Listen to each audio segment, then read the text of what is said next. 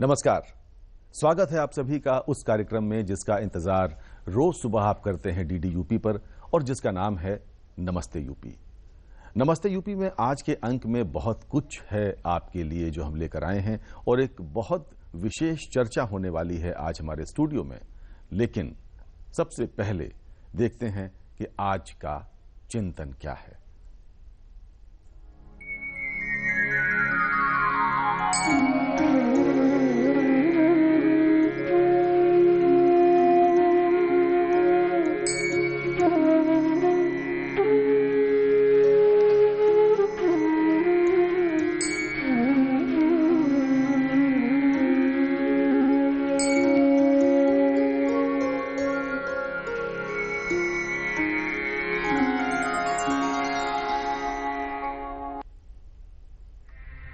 किसी का सरल स्वभाव उसकी कमजोरी नहीं होती, बल्कि ये तो अच्छे संस्कार होते हैं। जी हां, अगर कोई आपसे बहुत विनम्रता से पेश आता है और आपको बहुत इज्जत देता है तो कभी भी उसको कमजोर या कायर समझने की भूल मत करिएगा। ये संस्कारगत विशेषताएं हैं जिसके साथ हम अपना जीवन जीते हैं।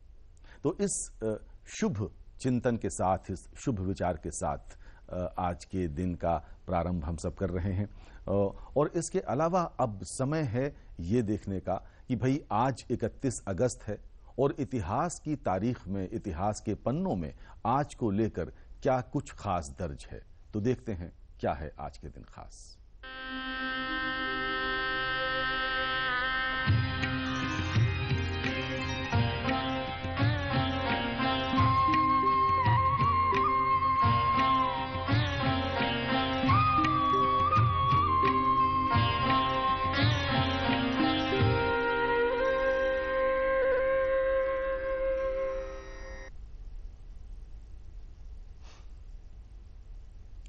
आज के दिन ही 1919 में प्रसिद्ध कवयित्री, उपन्यासकार और निबंधकार अमृता प्रीतम का जन्म हुआ था। अमृता प्रीतम जी आज के ही दिन जन्मी थीं। और इसके अलावा साल में हम आगे बढ़ें तो 1968 में भारत में 2 स्टेज रॉकेट रोहिणी MSV-1 का सफल प्रक्षेपण किया गया था। आप सब जानते हैं कि आज भारत अंतरिक्ष में रोज नई कुलाचें मार रहा है। पूरी दुनिया उसकी तरफ टकटकी लगाकर देख रही है। एक जमाने में साइकिल पर रॉकेट लगकर लाया गया था जब पहली बार रॉकेट छोड़ा गया था, और आज पूरी दुनिया हमें उसका गुरु मान चुकी है। तो 31 अगस्त को ही, आज के ही दिन सन 2008 में अमरनाथ भूमि का विवाद सुलझाया गया था।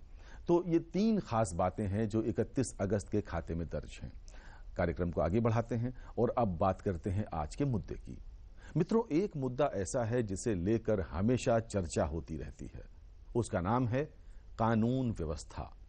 हमारे प्रदेश में कानून व्यवस्था कैसी है, इसको लेकर हमेशा बौद्धिक चर्चाएं होती रहती हैं। कोई कहता है कि कानून व्यवस्था सुधर रही है, कुछ लोग कहते हैं कि भाई बिगड़ रही है। बहरहाल वस्तु स्थिति क्या है, ये जानने के लिए हमने आज इस मुद्दे पर बात करने के लिए 2 महानुभावों को अपने स्टूडियो में आमंत्रित किया है। हमारे साथ हैं कानून व्यवस्था का जिम्मा संभालने वाले उत्तर प्रदेश के अपर पुलिस महानिदेशक श्री आनंद कुमार जी। आपका बहुत बहुत स्वागत है हमारे कार्यक्रम में। आनंद कुमार जी 1988 बैच के यूपी कैडर के IPS ऑफिसर हैं और उत्तर प्रदेश की कानून व्यवस्था इनकी पैनी निगाह से होकर गुजर रही है आजकल। आपसे हम बात करेंगे। और आपके अलावा हमारे साथ हैं Awadh chamber of commerce and industry के अध्यक्ष और उद्यमी श्री अमित गुप्ता जी। अमित जी, आपका भी बहुत बहुत स्वागत है। बात की शुरुआत आनंद कुमार जी आपसे करते हैं। लोग कहते हैं कि कानून व्यवस्था ठीक नहीं है और बड़ी चर्चाएं उस पर होती हैं, सदन में लोग कह रहे हैं। आपकी निगाह में स्थिति प्रदेश की क्या है? देखिए, सर्वप्रथम तो मैं आपको ये बता दूं कि कोई भी चुनी हुई सरकार जब पावर में आती है तो कानून व्यवस्था एक बहुत बड़ी चुनौती होती है और उसी के प्लैंक पे काफ़ी हद तक चुनाव जीते जाते हैं। मैं आपको आज करंटली जो करंट सरकार है उसकी बात करूं कि जब 2017 में यह सरकार बनी थी तो कानून व्यवस्था, अपराध नियंत्रण एक बहुत बड़ी चुनौती थी और जन सुरक्षा की भावना आम जन में जागृत करनी थी। आज लगभग 18 महीने होने को आ रहे हैं सरकार को, और एक जनरल जो परसेप्शन है जिसको कहते हैं पीपल्स परसेप्शन, जो कि आंकड़ों से भी बहुत ज़्यादा इम्पोर्टेंट होता है, क्योंकि आंकड़े कोई कंप्लीट पिक्चर कभी नहीं देते हैं। और आंकड़ों के आधार पे अगर आप बात करेंगे तो कई अपराधों में शायद वृद्धि भी हुई होगी और कई अपराधों में कमी भी हुई होगी, लेकिन एक इंडेक्स ऑफ पीपल सेटिस्फैक्शन होता है। आम जन को अगर ये महसूस हो रहा है कि वो सुरक्षित है और अपराध में, गुंडागर्दी में या इस तरह की चीज़ों में कमी आ रही है, तो वो एक द्योतक होता है कि कानून व्यवस्था ठीक है। साथ ही साथ कुछ ऐसे भी इंडिकेटर्स होते हैं जो कानून व्यवस्था की स्थिति भांपने में बहुत आपको हेल्प करते हैं। अगर प्रदेश में इन्वेस्टर बाहर का आ रहा है और इन्वेस्ट करने के लिए यहाँ राजी है, इसका मतलब उसने अपना होमवर्क किया हुआ है, उसने पूरे यहाँ की स्टडी की हुई है, क्या माहौल है, क्या इंडस्ट्रियल क्लाइमेट है और क्या उसको प्रोटेक्शन मिलेगी, क्या सिंगल विंडो अप्रोच है या नहीं है। तो पूरे गैमेट ऑफ एक्टिविटीज़ को स्टडी करने के बाद ही कोई इंडस्ट्रियलिस्ट आता है। और आपने देखा होगा कि जब फरवरी माह में इन्वेस्टर समिट हुआ था तो तकरीबन 4,28,000 करोड़ के MOU साइन हुए थे, जिसमें अभी जुलाई के महीने में माननीय प्रधानमंत्री जी ने 60,000 करोड़ के ग्राउंड ब्रेकिंग सेरेमनी भी किया और प्रदेश के जाने माने लोग और विदेश से भी जो इंडियंस हैं, NRIs हैं, वो भी यहाँ पर आए और यूपी में उन्होंने इंटरेस्ट दिखाया। तो ये सब चीज़ें इंडिकेट करती हैं कि कानून व्यवस्था की स्थिति अच्छी हो रही है, पहले से परसेप्शन भी बेटर है, यद्यपि हमेशा सुधार की गुंजाइश रहती है और बेटर होगी। ठीक बात है। और DDUP पर उत्तर प्रदेश के माननीय राज्यपाल लगातार पिछले 4 वर्षों में लगातार हमसे बातचीत करते रहे हैं और हर बार वो यही बात कहते हैं कि स्थिति में सुधार की गुंजाइश है और दोनों सरकारों के संदर्भ में उन्होंने बात कही। और सचमुच ये वैसे ही है जैसे अगर आपका बच्चा 90% मार्क्स लाता है तो आप उससे कहते हैं कि भाई तुम 92% क्यों नहीं लाए। जो 92% लाता है उससे आप कहते हैं तुम 98% क्यों नहीं लाए। क्या ये कुछ ऐसा ही है या इसके पीछे तस्वीर कुछ और है? हमारे साथ Awadh chamber of commerce and industry के अध्यक्ष महोदय हैं अमित गुप्ता जी। इन्वेस्टर्स समिट यहां पर हुई। पहले जो उत्तर प्रदेश के उद्योगों में एक मशहूर उद्योग हुआ करता था पश्चिमी उत्तर प्रदेश में, उसको हम अपहरण उद्योग के नाम से जानते थे और इसी प्रकार के उद्योग यहां पर ज्यादा प्रचलित थे। लेकिन अभी जो स्थिति है वो बदलती सी दिख रही है और यहां पर काफी इन्वेस्टमेंट हो रहा है। तो as an entrepreneur, as an industrialist, एक व्यवसायी के रूप में आपकी दृष्टि में इस समय स्थिति क्या है? देखिए, मैं बात आगे बढ़ाता हूं। अभी भाई साहब ने बात की कि आंकड़ों की, तो आंकड़ों की बात ये होती है कि जिस तरीके से FIRs वगैरह दर्ज होती हैं वही आंकड़े बनते हैं। फिर अब सरकार का स्पष्ट निर्देश है कि भाई जो भी क्राइम हो वो हो, उसका FIR दर्ज हो। तो आंकड़ों में हो सकता है कुछ ज्यादा या कम वो दिखे, लेकिन अगर आप ऑन द ग्राउंड देखें, ग्राउंड पे स्थिति बहुत बेहतर है। आप इसी से देख लीजिए, इन्वेस्टर मीट हुआ, इन्वेस्टर मीट अभी 6 फरवरी में हुआ। बड़े बड़े जितने उद्योगपति थे पूरे इंडिया के, वो सब आए यहाँ पे और उन्होंने अपना यहाँ पे रुचि दिखाई कि हम यहाँ पे इन्वेस्ट करेंगे। अब इन्वेस्ट आदमी तभी करता है जब वो अपने आप को सिक्योर महसूस करता है। अब जो सिक्योरिटी अगर यहाँ पे है तभी वो यहाँ पे आने के लिए राजी हुए हैं, नहीं तो कोई भी अपना एक भी पैसा कहीं पे लगाना नहीं चाहता। देखिए, आखिरकार वो भी एक उद्योगपति हैं, व्यवसायी हैं, तो वो चाहते हैं कि भाई जहां पे हमको सुरक्षा मिलेगी हम वहीं जाएं। उसी का नतीजा है कि यहाँ पे 4,28,000 करोड़ का इन्वेस्टमेंट के MOU साइन हुए और 60,000 करोड़ को जमीन पे भी उतारा गया। तो और आगे भी फिर दोबारा ग्राउंड ब्रेकिंग सेरेमनी होगी, मुझे लगता है उसमें भी काफी चीजें जमीन पे आ जाएंगी। तो काफी हद तक मैं ये कह सकता हूं कि यहाँ पे जो सिक्योरिटी का वातावरण है यूपी में बहुत सुधार हो रहा है और वो दिख भी रहा है। जब जब हमारी ये सरकार, चाहे पहले से माननीय राजनाथ सिंह जी की थी या माननीय राम प्रकाश जी की थी, हमेशा इंडस्ट्री को उसमें अपने आप को सिक्योरिटी महसूस हुई और तभी वो यहाँ पे आती हैं और उसका वो बढ़ती हैं। तो ये सब मान लिया जाए कि उद्यमियों की निगाह में भी इस समय सरकार ठीक काम कर रही है और यहाँ काम करने के लिए माकूल, व्यवसायियों के लिए यहाँ आने के लिए, अपना व्यवसाय शुरू करने के लिए एक माकूल माहौल यहाँ पर बना हुआ है। भाई आनंद कुमार जी, आप जिन जिन जिलों में कप्तान रहे, आपकी छवि बहुत एक दबंग पुलिस अफसर की रही है और आपने चीजों को करके दिखाया है ग्राउंड पर। तो जैसे जब से ये सरकार है, वर्तमान सरकार, इसके आने के बाद कहते हैं कोई भी पुलिस का महकमा किसी भी स्टेट में तब ठीक से चलता है जब उसका इकबाल बुलंद होता है। कहते हैं कि एनकाउंटर्स बहुत हुए हैं इस सरकार के आने के बाद। तो थोड़ा सा मुस्कुरा कर हमें आप ये बताइए कि स्थिति क्या है, मतलब एनकाउंटर्स की, और उसके बरक्स एनएचआरसी कहीं बहुत ज्यादा एक्टिव तो नहीं दिख रहा है आपको? देखिए सर, प्रथम तो मैं आपको ये बता दूं कि एनकाउंटर्स कोई स्टेट पॉलिसी का अंग नहीं होता है जी। एनकाउंटर्स जैसे अंग्रेजी में कहते हैं, encounters are always fortuitous, encounters are always incidental, encounters happen by chance जी। और वो तब होता है जब पुलिस एक प्रोएक्टिव तरीके से अपराधियों के पीछे पड़ती है, जब पुलिस की मंशा सही होती है और अपराधी को कानून के शिकंजे में लाने के लिए पुलिस जब कार्रवाई करती है। तो कई बार ऐसे दुर्दांत अपराधी होते हैं जिनमें कानून का भय नहीं व्याप्त होता है, तो वो पुलिस पर भी हमला कर देते हैं। और ये वो भूल जाते हैं कि पुलिस एक ट्रेंड संगठन है और अगर पुलिस पे आप हमला करोगे तो पुलिस के भी कानूनी अधिकार है अपने सेल्फ डिफेंस के, और अपराधी को भी न्याय के एम्बिट में लाना उसके पुलिस की आवश्यकता है, क्योंकि अपराधी अगर वांटेड है, रिवॉर्डेड है, तो उसकी सही जगह जेल है। और इसी काम के लिए पुलिस को नई सरकार ने पुलिस का मनोबल बढ़ाया, ये कहा कि आपके डे टू डे इंटरफेरेंस काम में कोई इंटरफेरेंस नहीं होगा। आप अधिकारियों की पोस्टिंग की गई उनके बैकग्राउंड को देखते हुए, और ये स्पष्ट मैसेज दिया गया कि zero tolerance on crime and corruption है, अपराधी की जगह जेल है और अपराधी को जेल भेजिए। पुलिस ने भी अपनी कमर कसी और एक अभियान छेड़ा अपराधियों के विरुद्ध। आज उसका नतीजा है कि अगर परसेप्शन यूपी का चेंज हुआ है तो केवल बातचीत करने से नहीं हुआ है, ग्राउंड लेवल पे अपराधियों के विरुद्ध जो अभूतपूर्व और ऐतिहासिक कार्रवाई हुई है उसका यह नतीजा है। मैं आपको बताऊं कि रफली 6000 ऐसे अपराधी हैं जो पुलिस से एंगेजमेंट के बाद गिरफ्तार हुए हैं। करीब 463 हमारे पुलिसकर्मी उसमें घायल हुए हैं, 4 पुलिसकर्मी हमारे शहीद हुए हैं, 650 के लगभग अपराधी भी घायल हुए हैं जिन्होंने यह दुस्साहस किया कि पुलिस पर हमला करे और ये सोच करके कि वो बच जाएंगे। तो कुल मिला के जो पिछले 1.5 साल में जो अभूतपूर्व पुलिस का एक प्रोएक्टिव और एग्रेसिव कैंपेन चला है अपराधियों के विरुद्ध उनके चिन्हीकरण करने के बाद, ये आज उसका नतीजा है कि आम जन में ये बात घर कर गई है कि government means business, police means business, और अपराधी की सही जगह जेल में है। ठीक बात।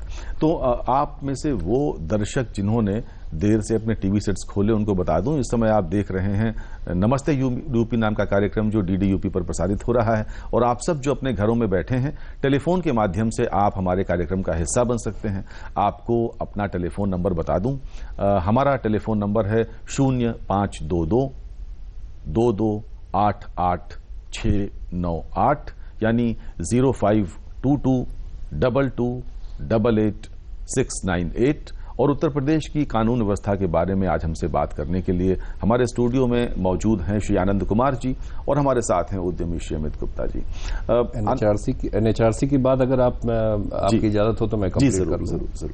देखिए, एनएचआरसी एक संस्था है जिसका हम लोग पूरी तरह सम्मान करते हैं, और एनएचआरसी की नोटिस आती है कहीं भी एनएचआरसी सुओमोटो भी नोटिस कॉग्निजेंस ले सकती है और किसी की कंप्लेंट पे भी ले सकती है। और एनएचआरसी की जब नोटिस आती है तो हम लोग अपना पक्ष रखते हैं, और हम लोगों ने माननीय उच्चतम न्यायालय की गाइडलाइंस है एनकाउंटर के संबंध में, PUCL versus state of Maharashtra 2014 का जजमेंट है, उसका अक्षरशः अनुपालन भी किया है, एनएचआरसी गाइडलाइंस का भी अनुपालन किया है। अभी चूंकि एक मामला कोर्ट में लंबित है, माननीय उच्चतम न्यायालय में एक पीयूसीएल की एक पिटीशन लंबित है, मैं इससे ज्यादा कुछ नहीं बोलना चाहूंगा क्योंकि मैटर सब ज्यूडिस है, लेकिन मैं इतना ही आपको आपके माध्यम से लोगों को आश्वस्त करूंगा कि हम लोग पूरी तरीके से कानून का पालन करने के लिए कटिबद्ध हैं और हम लोग अपनी कार्यप्रणाली में कानून का सम्मान करते हुए अपने काम कर रहे हैं। जी अमित जी, जो मित्र पुलिस की एक अभिकल्पना है कि पुलिस को मित्रवत व्यवहार करना चाहिए, क्या आपको लगता है कि मित्रवत व्यवहार करने के बाद वो कानून व्यवस्था को भी सुचारू रूप से नियंत्रित करने में सफल हो पाएगी? क्योंकि चाणक्य कहते थे कि दुष्टों को दंड देना किसी भी सत्ता का बहुत परम कर्तव्य होता है। दुष्टों को दंड दीजिए और जो भले व्यक्ति हैं उनका सत्कार करिए। ये कौटिल्य ने अपने अर्थशास्त्र में आज से करीब 2300 वर्ष पहले लिखा था। तो बहुत ज्यादा मित्रवत पुलिस को होने की आवश्यकता क्या महसूस करते हैं आप? देखिए, किसी भी समाज में ये कहा गया है जो लॉ एंड ऑर्डर है वो प्री कंडीशन है कि pre condition for economic development और सोशल अपलिफ्टमेंट के लिए है। अगर लॉ एंड ऑर्डर आपका सही नहीं है स्टेट में तो कुछ नहीं हो सकता है। और मुझे ये कहते हुए हर्ष हो रहा है कि लॉ एंड ऑर्डर के स्थिति में अपने प्रदेश में बहुत अच्छा इम्प्रूवमेंट हुआ है। देखिए, टाइम लगता है, अभी इस सरकार को आए हुए मुझे लगता है एक डेढ़ साल करीब हुआ होगा जी।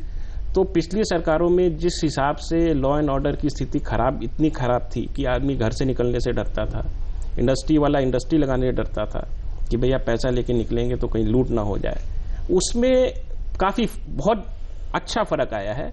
और मुझे लगता है विद टाइम इसमें फर्क और ज्यादा आएगा। जैसे अब डायल 100 वाला है, अब अगर आप फोन करें, पहले तो आप फोन करते थे, गाड़ी आने में टाइम लगता था पुलिस को, लेकिन आप जैसे ही फोन करें इस टाइम आप तुरंत पुलिस आ जाती है। तो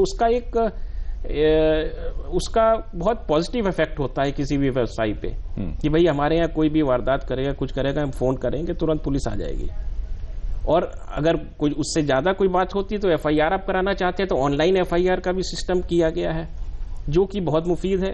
आप ऑनलाइन एफआईआर कर सकते हैं। तो ये सारी चीजें जो ट्रांसपेरेंसी आई है और जो फुर्ती आई है पुलिस के काम करने में, उसका मुझे लगता है काफी लाभ आएगा। और इन कमिंग टाइम्स आप देखिएगा निवेश उत्तरोत्तर बढ़ता ही रहेगा यहाँ पे, क्योंकि जैसे जैसे यहाँ पे लोगों को अपने आप को सेफ्टी महसूस होगी, मैं ये समझता हूँ कि आने वाले समय में उत्तर प्रदेश जो है उत्तम प्रदेश बनेगा। इसमें कोई शक कहीं से भी नहीं होना चाहिए। उत्तम क्या, अब तो बात सर्वोत्तम के स्तर पर हो गई है कि आने वाले समय में उत्तर प्रदेश सर्वोत्तम प्रदेश बनेगा। तो हमारी बातचीत का सिलसिला यूं ही जारी रहेगा, लेकिन पूरा हिंदुस्तान खेले, पूरा हिंदुस्तान स्वस्थ रहे, पूरा हिंदुस्तान फिट रहे, इसके लिए खेलो इंडिया खेलो।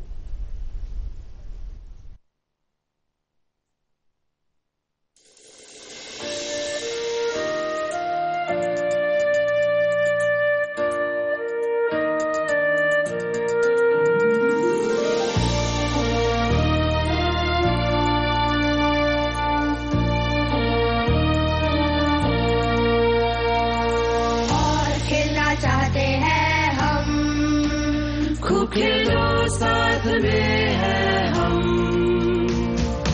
और खेलना चाहते हैं हम।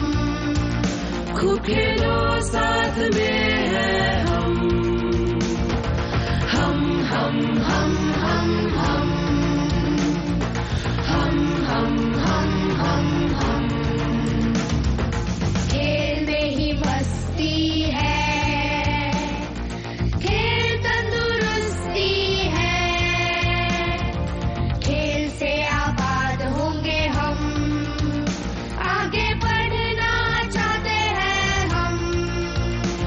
जरूर साथ देंगे हम, हम हम हम हम हम हम हम हम हम हम हम हम। तो भाई इसी भावना के साथ पूरा देश खेलता रहे, फिट रहे, स्वस्थ रहे, ये ऐसी कामना हम करते हैं। जकार्ता में इस समय एशियन गेम्स हो रहे हैं। भारत की झोली में 59 मेडल गिर चुके हैं, जिसमें 13 स्वर्ण हैं, 21 रजत हैं और 25 कांस्य पदक हैं। कुल मिलाकर भारत इस मेडल टैली में 8वें स्थान पर है। भारत का प्रदर्शन शानदार है, पूरा देश जश्न मना रहा है और अभी कुछ दिन ये एशियन गेम्स और चलेंगे। वापस लौटते हैं अपनी चर्चा पर। अनंत कुमार जी, वो कौन से क्षेत्र हैं जिसको आप देखते हैं कि वो अभी भी चुनौतियों के रूप में आपके महकमे के सामने विद्यमान हैं? क्योंकि उत्तर प्रदेश एक बड़ा राज्य है, 22 करोड़ से अधिक लोग यहाँ पर रहते हैं, 70 जिले हैं और बड़ा विस्तृत भौगोलिक भूभाग आपके पास है, जिसमें विभिन्न प्रकार के लोग रहते हैं, तो क्या चैलेंजेस हैं अभी? देखिए, आपने बहुत सही मुद्दा उठाया है। क्राइम का स्वरूप भी बदल रहा है। अब वो फिजिकल क्राइम से टुवर्ड्स साइबर क्राइम्स की तरफ जा रहा है। साइबर क्राइम्स फिर सोशल मीडिया पे जो प्लिथोरा ऑफ पोस्ट आ रही हैं, उससे भी अपराधी उसमें आपराधिक कृत्य हो रहे हैं। तो क्राइम का एक स्वरूप बढ़ता जा रहा है और बॉडी क्राइम से हट करके ये इलेक्ट्रॉनिक क्राइम्स पे आ रहा है, जिसके लिए पुलिस को गियर अप करना पड़ रहा है। साथ ही साथ आतंकवादी गतिविधियों में भी नए नए ग्रुप्स जो आ रहे हैं, वो हमारी इंटरनल सिक्योरिटी के लिए चैलेंज हैं। हमारे जो घुसपैठिए हैं, इलीगल माइग्रेंट्स घुस आए हैं, वो भी एक चैलेंज है हमारे लिए। साथ ही साथ जो हमारे आसपास के जो नेबर्स हैं, जो हमारे प्रति प्रतिकूल रुख रखते हैं, उनके भी इन्फिल्ट्रेशन के प्रयास रहते हैं। तो इंटरनल सिक्योरिटी के चैलेंजेस वहां से आ रहे हैं।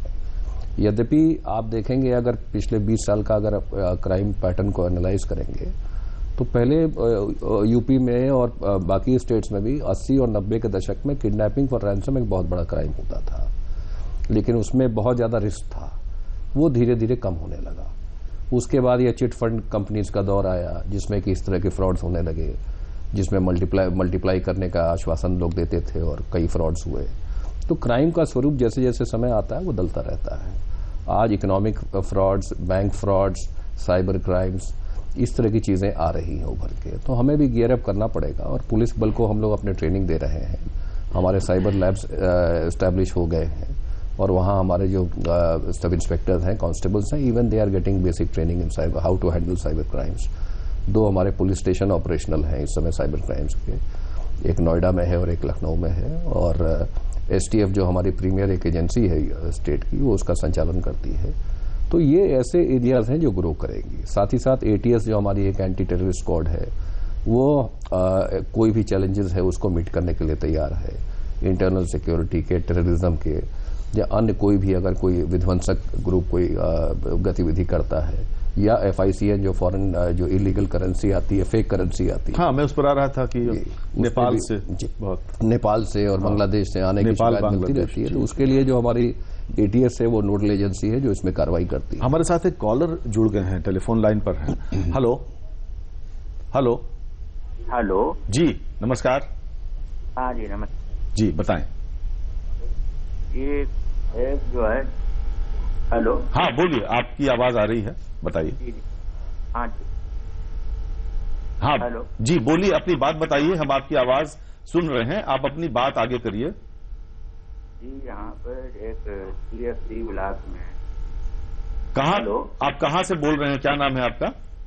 जी, मैं जो है कानपुर से बोल रहा हूँ, भारत द्विवेदी जी, बोलिए द्विवेदी जी। जी, तो यहाँ TFC ब्लॉक में कुछ गलत गतिविधियाँ हो रही हैं। किस ब्लॉक में? कानपुर में?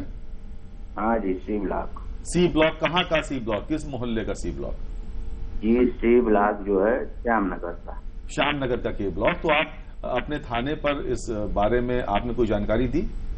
जी, मैं थाने और ये स्थानीय पुलिस मिली हुई है और मैंने जो है DSP को जो है कंप्लेन की, पर अभी तक कोई कार्रवाई उसमें नहीं हुई।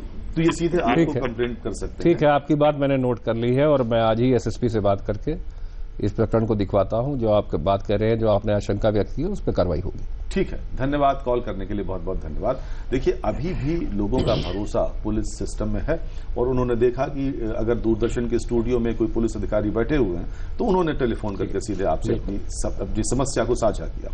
अच्छा, एक विचार मेरे मन में आता है आनंद कुमार जी, कि हमारा जो पूरा सिस्टम है उत्तर प्रदेश में पुलिसिंग का, तो एक ही सब इंस्पेक्टर, अगर एग्जाम्पल के तौर पे हम थाने की बात करें, तो एक ही सब इंस्पेक्टर का काम इन्वेस्टिगेशन करना भी है और लॉ एंड ऑर्डर को कंट्रोल करना भी है।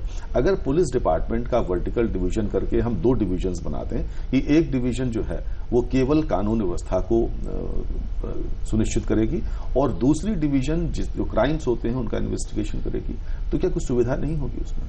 आपने बिल्कुल रिलेवेंट बात की है। माननीय उच्चतम न्यायालय की भी यही मंशा थी और माननीय उच्चतम न्यायालय ने इस बात के लिए हम लोग को कहा है कि हर स्टेट ये ट्राई करे कि लॉ एंड ऑर्डर और इन्वेस्टिगेशन, ये 2 अलग अलग विंग्स बने, 2 अलग वर्टिकल्स बने थाना स्तर तक। और मैं आपको इसमें बताऊं कि अभी उत्तर प्रदेश में हमारे 16 जनपद ऐसे हैं जहां पे हमारा क्राइम ब्रांच और अलग बन गया है। It is headed by SP crime branch, SP crime का पद हो गया है और साथ ही साथ एक क्राइम यूनिट बना हुआ है एक जिले में।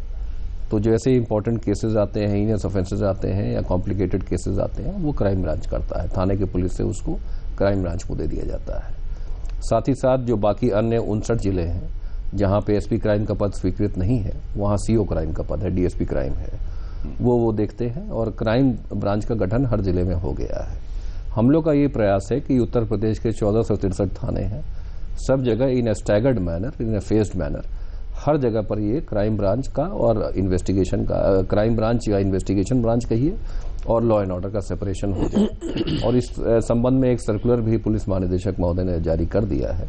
थोड़ा समय लग रहा है क्योंकि बल की हल्की सी कमी है हम लोग के पास इस समय। पहले व्यापक कमी थी लेकिन धीरे धीरे वो दूर हो रही है। तो जैसे जैसे हमारा पुलिस बल पूरा हो जाएगा, इसको हम क्रियान्वित कराने में, हर थाने स्तर पर क्रियान्वित कराने में एक फेज्ड मैनर में इसको हमें सुनिश्चित करना है। ये हमारी परिकल्पना भी है, ये हमारा लक्ष्य भी है। ऐसा करने से मुझे लगता है कि उत्तर प्रदेश का पुलिस बल ज्यादा प्रोफेशनल हो पाएगा। और ये बात, जैसा कि आनंद कुमार जी ने कहा, कि न सिर्फ हम जैसे सामान्य नागरिकों के मन में है, बल्कि भारत का उच्चतम न्यायालय भी इस दिशा में सोच रहा है। और सबसे सुखद पहलू ये है कि इस विषय पर कार्य करना पुलिस महानिदेशक कार्यालय ने प्रारंभ कर दिया। नमस्ते यूपी में आज हम बात कर रहे हैं उत्तर प्रदेश की कानून व्यवस्था के बारे में। हमारे साथ बात करने के लिए हमारे स्टूडियो में मौजूद हैं उत्तर प्रदेश के अपर पुलिस महानिदेशक कानून व्यवस्था श्री आनंद कुमार जी, और हमारे साथ हैं Awadh chamber of commerce and industry के अध्यक्ष श्री अमित गुप्ता जी। अमित जी, हम देखते हैं कि क्राइम जो है तब बढ़ता है जब अनएम्प्लॉयमेंट होता है। अब इस बात को बहुत व्यापक दृष्टिकोण में मत सोचिएगा, क्योंकि इस बारे में बड़े बड़े राजनीतिक बयान भी आ रहे हैं। हम इस बात को स्थानीय स्तर पर रखें और हम ये सोचें कि अगर एम्प्लॉयमेंट जनरेशन हो तो शायद क्राइम भी कम हो। तो ऐसी दिशा में आपकी इंडस्ट्री क्या प्रयास कर रही है? देखिए, ऐसा है कि इंडस्ट्री तो आप देखिए, इंडस्ट्री प्रयास करती है सरकार से सुविधाएं लेने की, कि उनको इंफ्रास्ट्रक्चर मिल जाए, बिजली मिल जाए ठीक तरीके से, और उत्पीड़न ना हो अधिकारियों द्वारा। ये सारी चीजें इंडस्ट्री को अगर ठीक तरीके से मिल जाए तो इंडस्ट्री ग्रो करती है। तो इस दिशा में अभी हमारे माननीय मुख्यमंत्री जी ने ये घोषणा की कि हम 70 लाख रोजगार देंगे, और उसी दिशा में मेक इन इंडिया का प्रोग्राम एक आया है, जिसमें कि डिफेंस कॉरिडोर, आप सबने सुना ही होगा, डिफेंस कॉरिडोर का प्रोजेक्ट यूपी को दिया गया है और उस पे काम भी शुरू हो गया है। अभी हम लोग की एसोसिएशंस में लगातार बैठकें हो रही हैं उसकी, और उद्यमियों ने काफ़ी उसमें अपना इंटरेस्ट भी शो किया है। तो जो हम लोग को सरकार की तरफ से खबर है ये है कि 3000 हेक्टेयर भूमि लगभग उसके लिए एक्वायर भी की जा रही है, जिसमें कि ये शुरू होगी आपकी अलीगढ़ से, और अलीगढ़, आगरा, झांसी, चित्रकूट और कानपुर, लखनऊ। तो अगर ये पूरा डेवलप हो जाता है और इसमें अगर इंडस्ट्री हम लोग लगाने में सक्षम या कामयाब हो जाते हैं, तो एक तो ये डिफेंस का जो बहुत ज़्यादा पैसा अपना सरकार का, देश का बाहर जाता है, वो अपने यहीं पे बनने लगेंगी, इंडस्ट्री लगेगी, उससे जो है रोजगार सृजन होगा। जब रोजगार सृजन होगा तो अपने आप देखिए क्राइम में कमी आएगी, क्योंकि क्राइम तभी बढ़ता है जब सोसाइटी में आदमी खाली घूम रहा होता है। तो जो खाली आदमी होता है उसको क्राइम में जाने में टाइम नहीं लगता, क्योंकि उसको पेट पालना होता है। तो अगर हम रोजगार देने में अपना कामयाब हो जाते हैं, और रोजगार देने में इंडस्ट्री का सबसे बड़ा योगदान है, ये एक सर्वविदित चीज है। तो इसमें सरकार की तरफ से हम लोग को अब सुविधाएं मिल रही है। तो मैं समझता हूं कि इंडस्ट्री अगर लगेगी तो रोजगार बढ़ेगा, क्राइम कम हो जाएगा। ठीक बात है। तो इस मुद्दे पर आप भी अपने विचारों से हमें अवगत करा सकते हैं। हमारा टेलीफोन नंबर है 0522-2288-698, 0522-2288-698। नमस्ते यूपी में हम बात कर रहे हैं उत्तर प्रदेश के कानून व्यवस्था के बारे में। आनंद कुमार जी, हम सब ये जानते हैं कि अब भारतवर्ष में स्मार्ट सिटी का प्रचलन है। देश के प्रधानमंत्री स्मार्ट सिटी के बारे में बात करते हैं, और जो परिकल्पना स्मार्ट सिटी की हम सबके मन में आती है वो ये होती है कि कानून व्यवस्था की दृष्टि से शहर में एक बहुत बड़ा कंट्रोल रूम होगा, जिसमें पूरे शहर में सीसीटीवी कैमरे का जाल बिछा होगा, और वहां पर दक्ष पुलिस बल बैठकर उनकी मॉनिटरिंग कर रहा होगा, और पत्ता भी खड़केगा तो वो सीसीटीवी कैमरे में रिकॉर्ड होगा। इस स्तर पर हम परिकल्पना को कब तक कार्यान्वित कर पाएंगे उत्तर प्रदेश में? जी, आपने बिल्कुल ठीक कहा कि जो आपने परिकल्पना बताई यही माननीय प्रधानमंत्री जी की परिकल्पना है कि सिविक कम्युनिटीज के साथ साथ एक सेंस ऑफ सिक्योरिटी तभी आएगी जब सीसीटीवी का जाल बिछेगा, एक इंटीग्रेटेड कंट्रोल रूम होगा, वीडियो एनालिटिक्स की सुविधा होगी जिससे कि हर चीज कोई भी एक्टिविटी है उसको लोग असेस कर पाएंगे, और साथ ही साथ वो सॉफ्टवेयर प्रोग्रामिंग के माध्यम से, और साथ ही साथ स्टोरेज होगा। तो इससे हमारे जो शहर होंगे वो सिविक कम्युनिटीज के साथ साथ सेफ एंड सिक्योर भी होंगे, और हर मूवमेंट जब रिकॉर्डेड होगा तो एक प्रिवेंटिव एक्शन भी होगा, डिटरेंट भी होगा, और जो भी अपराध करेगा या ट्रैफिक का वायोलेशन करेगा वो पकड़ा जाएगा। यूपी के 10 शहर इसमें चिन्हित किए गए हैं जिसमें लखनऊ, कानपुर भी सम्मिलित है, आगरा है, वाराणसी है, सहारनपुर है, बरेली है, मुरादाबाद है, और वाराणसी जैसे मैंने आपको बताया। तो 10 शहर चिन्हित किए गए हैं इसमें, और 10 शहर में इसकी योजना चल रही है, और मेरा अनुमान है कि अगले 2-3 साल में ये आपको इस योजना को आप देखेंगे शहरों में लागू होते हुए। काम ऑलरेडी इसमें चल रहा है। जी, मतलब जल्द ही इस दिशा में ये कल्पना साकार होगी और उत्तर प्रदेश वासियों को ऐसा शहर मिलेगा जहां पर यूं ही कानून व्यवस्था काफी कंट्रोल में आ जाएगी। जी, निश्चित तौर पे इसमें कार्रवाई ऑलरेडी चल रही है, और इसके टेंडरिंग का प्रोसेस मेरी जानकारी में है वो हो गया है।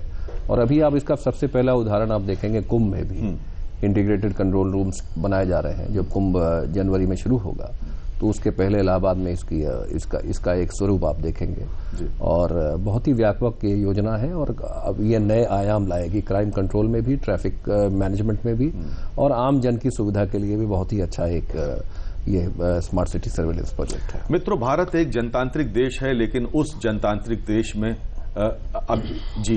अभिव्यक्ति की स्वतंत्रता के नाम पर काफी कुछ होता रहा है। इस मुद्दे पर हम आएंगे, लेकिन पहले एक कॉलर हमारे साथ टेलीफोन लाइन पर जुड़ गए हैं, उनसे बात करते हैं। Hello hello. हाँ, नमस्कार जी। नमस्कार जी।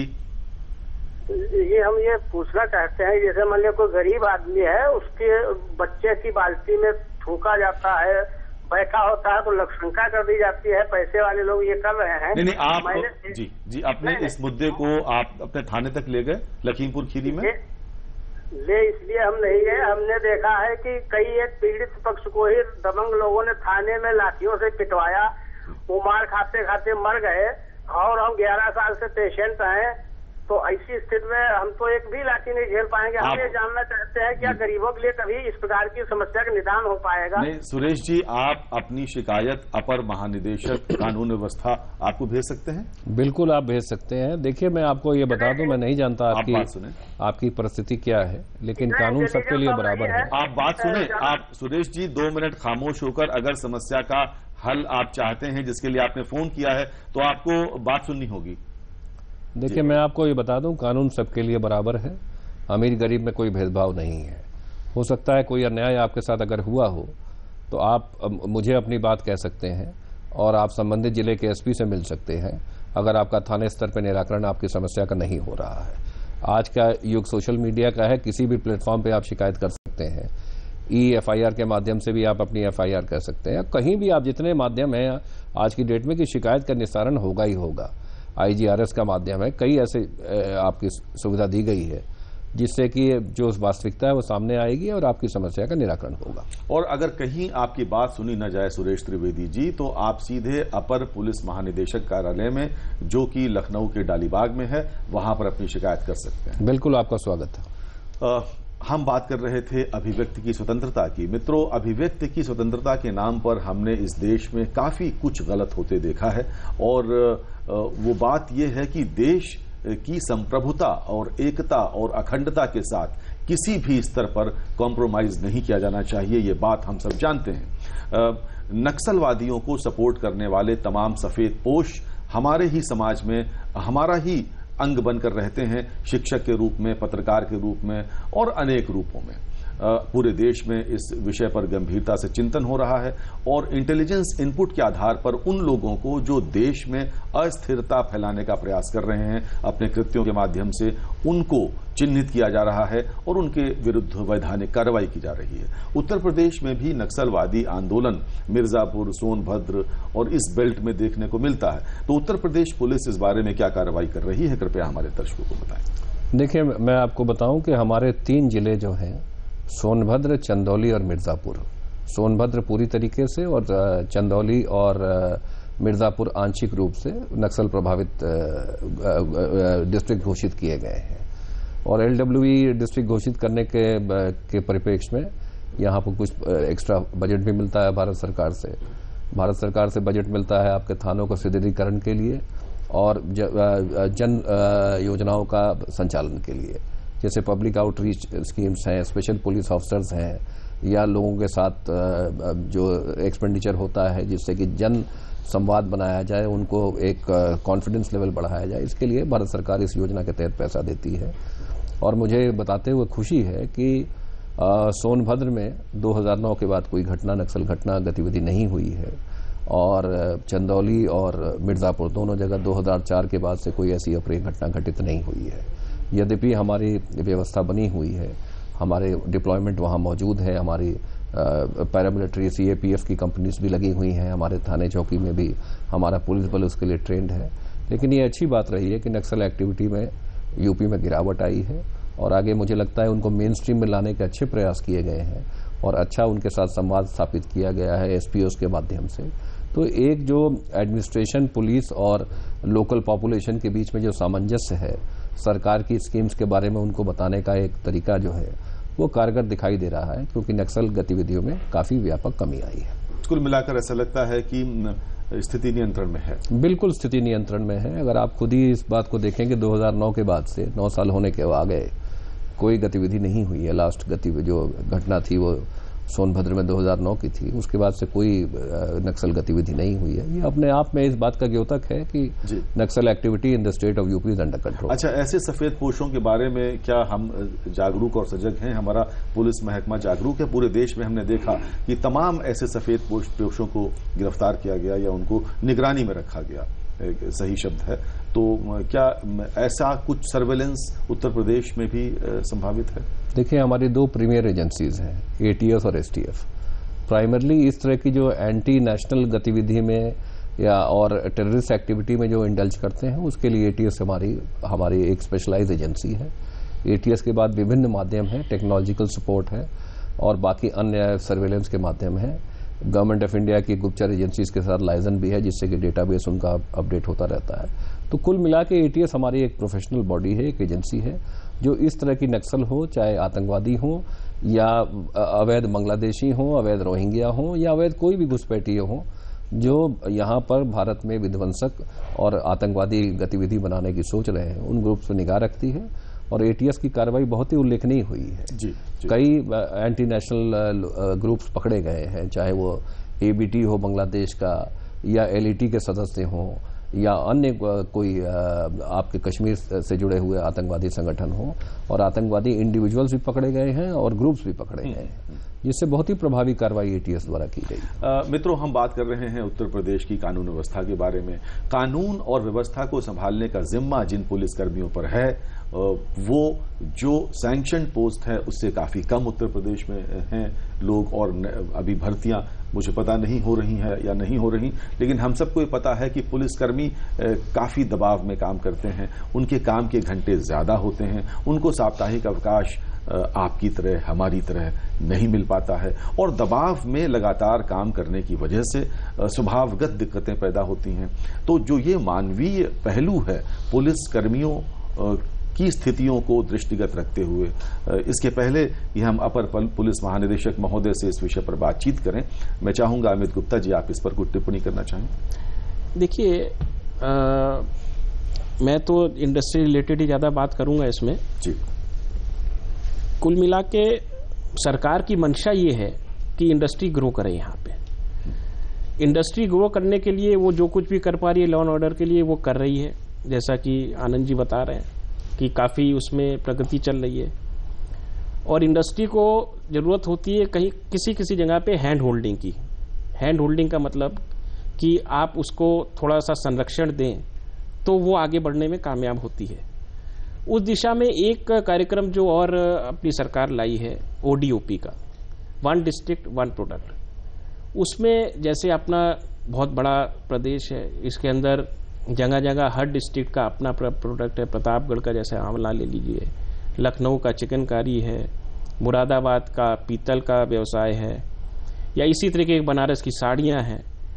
ये बहुत फेमस प्रोडक्ट्स हैं पूरे इंडिया में और विदेशों में भी। लेकिन प्रॉब्लम उनको ये आती है कि इसकी सेलिंग की, तो उसके लिए ये इसमें एक बहुत नायाब चीज़ इसमें इस बार जो ODOP का यहाँ पे समिट हुआ था, सरकार ने कोशिश की है कि जो बहुत बड़े बड़े टेलर्स जो कि ऑनलाइन सेलिंग पोर्टल्स हैं, उनके साथ इनका वो करा रही है एग्रीमेंट जी। तो उससे क्या होगा, जब कोई भी इंडस्ट्री तभी आगे बढ़ने की सोचती है जब उसको आगे उसका प्रोडक्ट बिके। तो ये एक अच्छी पहल है, मैं समझता हूँ। अगर ये टेलर्स के थ्रू सामान अपना और बेच पाएंगे तो मुझे लगता है कि वो इंडस्ट्री और ग्रो करेगी। इंडस्ट्री ग्रो करेगी तो नेचुरल है कि एम्प्लॉयमेंट भी बढ़ेगा। तो ये एक अच्छी पहल है सरकार की तरफ से। और इसमें ये जो अभी समिट लगा था, इसमें करीब 1000 करोड़ रुपए का लोन भी दिया गया है। जो ये आर्टिजन्स होते हैं, जैसे चिकनकारी वाले हो गए या बनारसी साड़ी, तो उनको बढ़ने और फलने फूलने का एक मौका दिया गया है, ताकि वो खुद भी बढ़े, आगे रोजगार भी दें और समाज को खुशहाली मिले। तो ये तो बात हो गई ODOP की, और जो औद्योगिक दृष्टिकोण आपने रखा है उद्योगों की तरफ से, वो बात हो गई। लेकिन जो मेरा मुद्दा था, जो पुलिसकर्मियों के कार्य करने के घंटों के बारे में और उनको दी जाने वाली सुविधाओं के बारे में, उस पर कुछ टिप्पणी करना चाहेंगे आप? जी बिल्कुल करना चाहूंगा, लेकिन मैं कुछ आंकड़े रखना चाहूंगा आपके सामने टिप्पणी से पहले। उत्तर प्रदेश की जो स्थिति है वो आपको मैं बता दूं। 22 करोड़ के लगभग आबादी है उत्तर प्रदेश की। आज की डेट में यूपी पुलिस में हमारे पास 1463 पुलिस स्टेशन है। इस समय यूपी का बल जो एक स्टैंडर्ड रखा गया था वो 162 पर लाख पॉपुलेशन का एक बल आका गया था, जो यहाँ के लिए एक मानक था। आज की डेट में 92 पर लाख पुलिसमैन पर लाख पॉपुलेशन पे है।